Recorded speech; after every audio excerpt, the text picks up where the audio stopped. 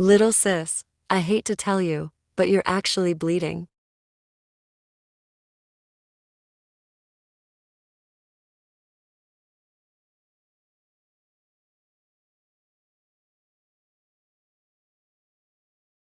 What did you do to my hair? You did? Let's see if it's not bleeding anymore. You're the most best youngest sister I've ever had. 10 seconds later. I've found the lockpick for the cage door. Well, good sis. Now we can finally escape.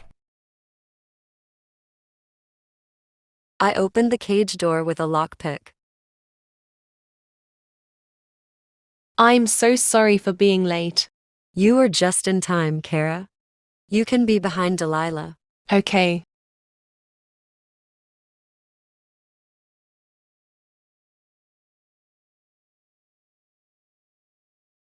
"15 minutes later."